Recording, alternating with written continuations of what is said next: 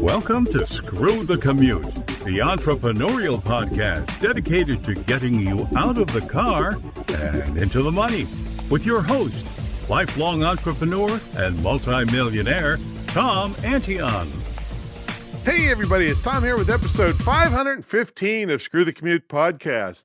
This is part one of a two-part series called Ask Me a Podcast Question. Man, I've done a lot of podcasts. There's 515 of my own here, and I don't know how many hundreds of others I've done recently on other people's podcasts. So I know a little bit about podcasting. We have a course on it too that can also get you featured on Screw the Commute here. So how do you like that? I also did another series, or I'm in the midst of a three-part series on Pinterest. Oh my goodness. I went from 500 monthly views, because I haven't paid any attention to it for years, to 24,000. Oh, yesterday was 26,500 views per month in less than 2 weeks by doing a little bit of stuff that I learned on a webinar with Daniel Hall and John Kramer. You got to listen to that thing. So anyway, next Monday, so I did beginner on 2 Mondays ago. Last Monday, I did intermediate, and I'll do advanced on this coming Monday. And then on episode 513 and 512, I did a little series on speaking, the business of speaking on one of the days, and how to be great on stage on another one of the days, because if you're not great on stage, you can forget about the business of speaking. You won't get very far, because word will spread that you suck. And I always have to throw this in. I get these people all the time telling me how great they are on stage, and they just want the business end of it. And then I look at their their videos, and I say this every time, folks. So if you've heard this before, sorry, but I say, you're great on stage compared to what? A lame donkey?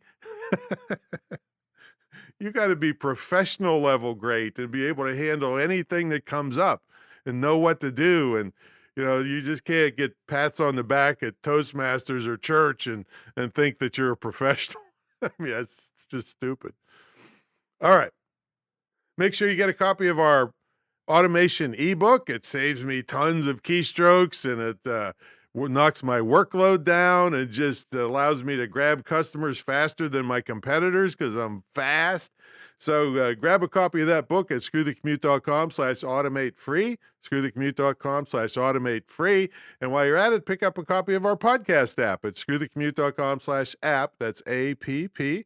And you can put us on your cell phone and tablet and take us with you on the road. All right, we're still going strong with our pilot program to help persons with disabilities get trained in digital and internet marketing.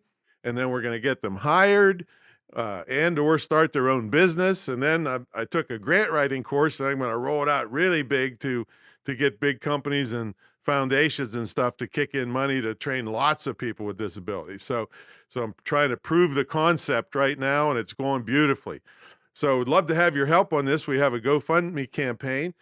And you'll be really inspired when you see these people. 2 of the 3 people enrolled so far are blind. and they're making progress in an internet marketing school. Amazing and inspirational.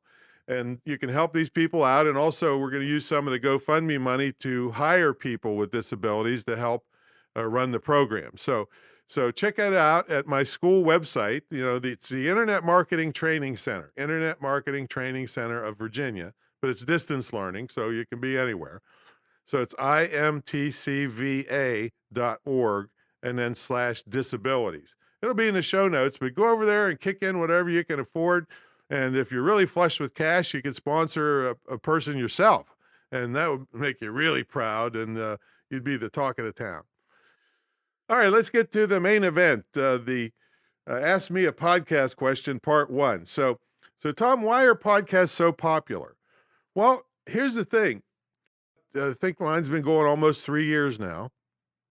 And about 3 years ago, they started being able to put play podcasts out of the dashboard of new cars, and for free.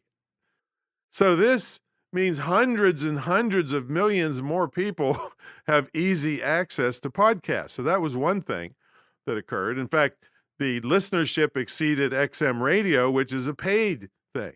All right. So that was one thing that kind of got me into it, and that'll pay off for you.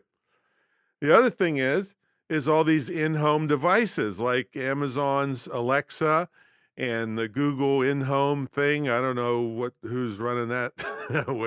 Hey, Google. I think you say, hey, Google or something. So there's another 500 million at the last I checked, those devices in there that you can just say, hey, Alexa, play Screw the Commute podcast, and my podcast will start playing. So when I saw those kinds of markets opening up, I thought this is great. And of course, all these things work for you and they're getting better all the time.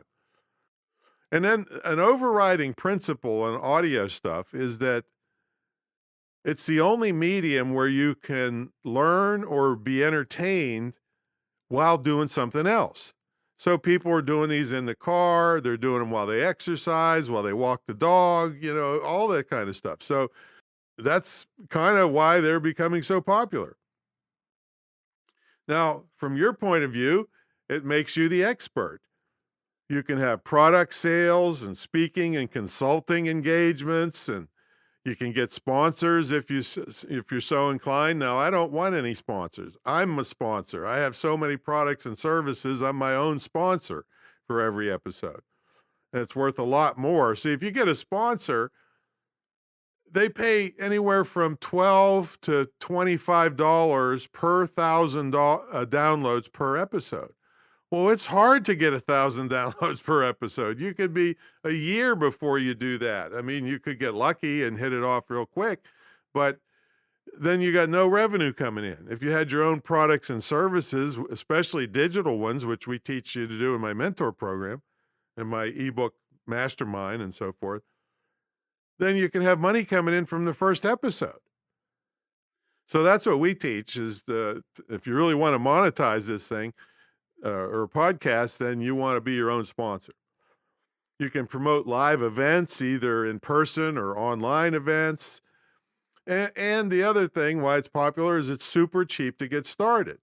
And you might, and there's over 2.2 or 2.3 million podcasts out there.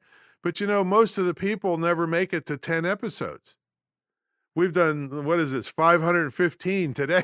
All right. So with a little bit of persistence and doing it correctly in the beginning, so you don't get, I think they call it pod fade or pod exhaustion or something. You don't want to be too aggressive with this in the beginning, because until you get your act together where you can crank them out really fast and inexpensively. And you might already have the equipment you need. You might have a decent microphone and a decent computer. And whatever you do buy for this, if you buy a nice microphone, if you don't abuse it, it's probably going to last you years and years and years. So the payback is enormous. And you can make audio products too out of it. You don't have to just only use it for podcasting, see? Okay, so that's why they're so popular. All right, next question is pretty general. Tom, how do you start a podcast? Okay, all right, let's get into it. Well, you got to have a topic that somebody wants to hear about. That's first thing. And you need to come up with a title. Now, there's lots of catchy, cute titles out there in podcast land. And that's great if it's just catchy and cute, but if it doesn't tell people what it's about, you're going to have a harder time, or it's going to cost you more to promote your podcast because people won't know what it is in a big list of other podcasts, see? Now, if you can be cute and tell what it is, like mine, Screw the Commute.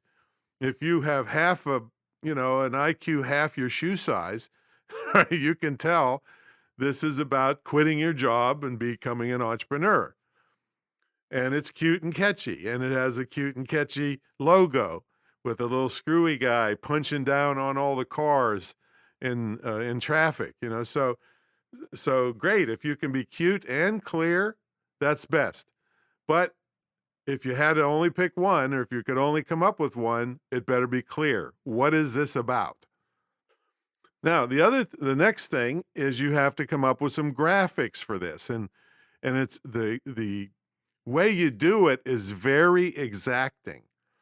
Now, I had at the time a guy working for me that was professional Photoshop level, worked for big catalog companies for years, 25 years experience with Photoshop, and created all our Magalog covers. It's just gorgeous work. Okay. It took us 3 tries to get accepted by Apple Podcasts. I think it was called iTunes at the time because it's so exacting. But once we did it once, I mean, you could hire that out on Fiverr or something and make them guarantee it gets accepted, before you pay them and all that. But that's really critical because it has to look good on most of the time. It's going to look good on cell phones, but you use the graphics on other things like your website and so forth. So you got to come up with graphics to match your title. Then you have to decide, okay, how many episodes per week? Now, see, I had a staff and I have the skill of editing audio, which, by the way, anybody out there could get with just a little bit of effort. So you could totally do your podcast for free without paying for editing. But how many per week can you actually fit in? So I wanted maximum penetration and distribution, and I have a team to back me up, and I have the skill to edit, and I have enormous amounts of great guests because of my connection with the National Speakers Association. I have all kinds of topics. I got people that are really great, and so forth. So I went to 3 episodes a week. Now, would I suggest that for most people listening to this? Absolutely not, because I got Larry as a backs up and does all the show notes, and after I send him the edited file, he does all the manipulations to get it out there in the world. Now, you'd have to do that yourself unless you pay somebody to do it. So I would start out with once a week. And I got to tell you, even some of the biggest, baddest podcasts on earth, I won't name them right now, have backed off on their number of episodes per week because it's just a lot of work. All right. So I would say 1 per week is perfectly fine to start with. A lot of places never do more than that, and they achieve their goals.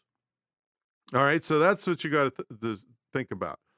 Then you got to think about, am I going to do interviews or is it just going to be me talking? Or am I going to have a host or a co-host? Well, if that's the case, you better have a lot of coordination because are they going to do it from their house while you're doing it from your house, or are you going to be together in the same room? These are all things you got to consider, and it changes the technology and the equipment and all that stuff. And then how are you going to monetize it? I just mentioned earlier that I'm my own sponsor because I have a bunch of products. Now, you don't have to have a bunch of products. You could promote affiliate products and still make more than you would by trying to get a sponsor that doesn't even want you because you're too new. But you got to think, how am I going to bring money in from this? Or, I mean, if it's just a hobby, great, good. You don't have to worry about those kinds of things, but you'll get sick of it really fast when you see the work involved to do it. Now, next thing is, where will you host it? Now, we use a company called Libsyn, Libsyn. It's the granddaddy of all podcast hosts.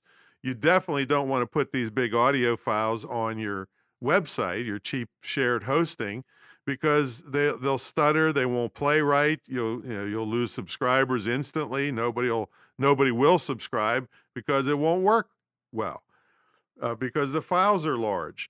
So it's so cheap. I mean, you can literally start for $5 a month at Libsyn and have the highest quality delivery of your podcast.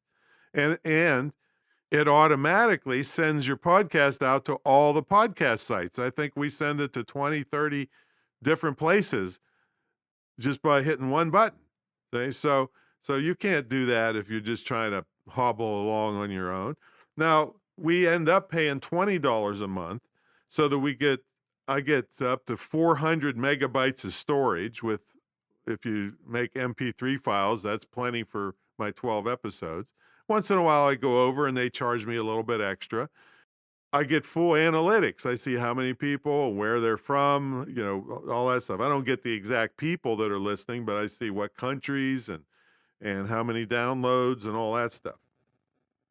And you have to understand that that's not exactly exact numbers, because if they're listening off your website, I mean, if there's all it's just, I can't even explain it, but I don't really care because it's working for me. But the download numbers are not going to be exact. All right. Okay. Let's see. What else we want to talk about here? Oh, you got to consider intros and outros. You're going to have a voiceover, or you're just going to start talking for each episode, or you're going to have music. It has to be royalty-free music, copyright-free. You got to figure that. Your website, you're going to have a website to match it. If so, before you pick the name of it, you better make sure you can get the domain name and the social media that's involved in it. So this might sound daunting, but I mean, you do a lot of this stuff once and you're done with it. All right. If you get an intro and outro made, I got mine from Mike Stewart, the internet audio guy. I got the voiceover from Fiverr, put them together. That was one time 3 years ago, and it's the same one every time. So, which you want to be consistent. And so it's recognition. If people hear that noise, they pretty much know it's my podcast. Then you got to consider show notes. See, because people are listening on the run, it's hard for them, to click links and do stuff if they're doing something else. So you want to have everything you talk about available in the show notes. And then you can have the full transcript available, but here's the trick. You can make them have to opt in for that, and that builds your email list. See? And then another thing, a podcast player on your site. So the one we have does cool things. You can fast forward it. You can go back 15 seconds or forward 30 seconds or whatever, all these little things it'll do. And you can download it if you don't want to listen on the site. That's where I'm saying that the download numbers at Libsyn don't always match what's happening, overall with your number of listens. Okay, so next question is, well, what kind of equipment do I need, Tom, from the cheapest to the greatest? Well, you need a dynamic microphone. And dynamic, I'm not using it as an adjective that says that it sounds really great and, upbeat. No, dynamic is a type of microphone as opposed to a condenser microphone. And I did the first 300 episodes with a high quality condenser microphone I had. But I got to tell you, I really learned my lesson, because I had to spend enormous amounts of extra time editing out breaths and stuff that every little noise on earth it would pick up, because it's super sensitive, a condenser mic. So unless you're in a highly controlled actual studio with soundproofing and all that stuff, you don't want that for a home studio podcast. You want you want a dynamic microphone. And it sounds great, but it just doesn't pick up all the little crap that you don't really want in your thing. So, and from cheapest, you'd want to get a USB one, so it plugs right into your computer and you don't have to get a whole bunch of extra equipment, because the question was from the least expensive to the greatest. Now, I happen to be using a $400 dynamic microphone that's got professional connections. So it has to go through a computer interface. That's another thing that then hooks to the computer, because the connection, these 3-prong things, sometimes called Canon, sometimes called XLR, won't plug directly into the computer. So it has to go into this interface that takes those professional connections and takes them into USB to go into the computer. Now, speaking of computers, all right, I originally had thought I was going to learn Windows 10 by just buying a Windows 10 laptop and using it exclusively for the podcast, and then I'd learn Windows 10, which I'd have to eventually move to because of my Windows 7 computer that I work on all day. Oh man. It was this is the mistake of all mistakes. And I'll tell you, it's now if you were just recording one thing, just you into a Windows 10 laptop, you could probably get away with it. But I've had people tell me the audio, there's so many different audio settings and they change on you for no apparent reason that even that simple method with a USB mic plugged into the laptop, people had trouble. It wouldn't recognize the microphone. You couldn't hear anything. I was just trouble, trouble, trouble. So I went down to the Mac place and I said, if I was going to shoot a Windows 10 laptop, should I use a shotgun or a pistol? They said both. So I bought a used Mac, a 2011 iMac 3 years ago. So it was already 8 or 9 years old for $900. And it's worked perfectly, not one glitch in 3 years and 515 episodes. Perfect. Okay. So I'm going to suggest that you buy a refurbished or used Mac if you're on a tight budget, or get a new one. And also, when we talk about computers, we have to address the software for editing.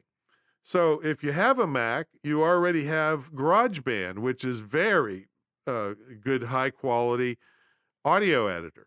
It's a little more complicated because it's designed for bands and it has, for horn section and strings and all this stuff you don't need for the spoken voice. Other ones, free software is Audacity. Lots of people use Audacity, free, totally free. Some paid ones are SoundForge. I happen to use Adobe Audition and Pro Tools. A lot of people in movies, use high quality audio for that. But you got to have that microphone to start the whole thing off. And you know what? None of this matters if you don't have a good recording environment. In other words, a quiet place to do it. And where sound isn't bouncing off the walls and everything. So I'm going to address that in part 2 Friday, along with the marketing of your podcast and all those kinds of things. But anyway, back to equipment. So you got to have the dynamic microphone, and you have to have a thing to hold it. You don't want to hold it in your hand. So we have a scissors boom is handy because you can clamp it to your desk. You just look at these in Amazon. I think the scissors boom I got cost $20, and it came with a pop screen, which is one of those circle things that keep you from when you say the word P. If you hold your hand in front of your mouth, I'm gonna do it right now. P. I can feel the air hitting my hand. That's like a sledgehammer hitting the pickup thing on the microphone. So the pop screen helps stop that. And also some technique. You can talk at an angle across the mic instead of talking directly into it. That also helps keep the pops down, because you can't really edit those out very well. You got to really be slick to do it, and sometimes you just can't. So it's better to not have them in the first place. Anyway, you need something to hold the microphone. Now you could have a regular mic stand, but if it's just a regular straight up and down mic stand, like you'd see a stand-up comic or something like that, well, it's right in between your legs, and you're going to have notes in front of you and handling the computer and stuff. So it's best to get a boom, which is a horizontal section that goes on top of the mic stand. And then the mic stand is off to the side and the boom just sticks in front of your mouth. Now you probably should weight down the mic stand so it doesn't tip over on you, but all that, you get a bag of gravel and put it on there. Okay, so if you want to up your ante a little bit, next piece of equipment you could use is a compressor limiter noise gate. Now this can be done in software. You just have to learn how to do it, but I happen to have a piece of equipment, cost about $150, compressor limiter noise gate. Okay, so let me explain what those items are. I'll do the easy ones first. Limiter just means if you talk real loud, it doesn't distort the audio. So it gives a certain amount. If the volume is too high, it's going to cut it off so it doesn't distort your audio. The noise gate is the other end. I can turn a little dial or knob and listen in my headphones, and it'll cut out all the really low end noise in my room. So if the air conditioning was on, or there's just a natural low noise level in your room, you can just cut it out. So it's a gate, in other words. Something has to be louder than a certain amount before it lets it through at all. That's a noise gate. And then the compressor, all right, this is the one you got to kind of picture in your mind as I explain this. So the compressor is or hold your hand out, your right hand out with your palm facing up, and pretend there's a balloon sitting on it. And then take your left hand with your palm facing down on top of the balloon and press it together a little bit. Picture that in your mind. Well, that's what a compressor does. It compresses the high end and the low end of your signal into the middle, more into the middle. Well, why would you want to do this? Well, because the way people listen to these things, they're on a lot of times little earbuds, and they're on noisy environments like trains and planes and automobiles and things like that. And so if everything is pushed into the middle range, it's easier for them to hear it clearly.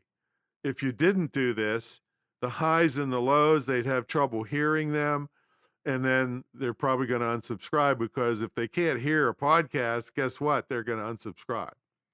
So that's a compressor limiter noise gate. Again, you can do it with software. You just have to learn how to do it, or you can buy a piece of equipment that just does it for you automatically. Now, next thing you could upgrade to is a mixing board with effects. Now, I kind of almost wish I wouldn't have bought such a fancy one. I have a Yamaha MG12XU. And one of the things I wanted was effects. So I could, there's a whole bunch of things where I can, make a gong go off, kind of like a fancy radio show. I never used them once in 515 episodes. I killed myself to get this fancy mixing board, just so in part to have those effects. Didn't need it. Don't use them. Maybe you might, but I don't. Now, what is a mixing board? Well, anytime you have more than one microphone involved. So if you have a, 2 or 3 people in a studio or in your home studio, all on microphones, they have their own microphone, but they have, one person might be real loud, one person might be soft, one person's in the middle.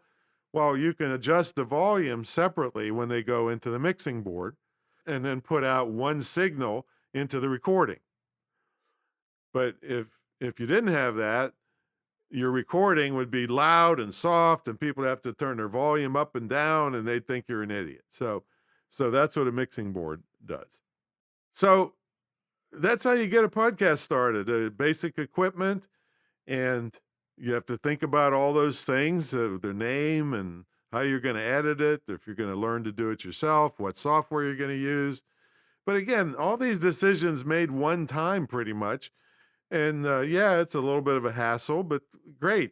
3 years later, I've got 515 episodes that have brought me enormous amounts of money in various ways.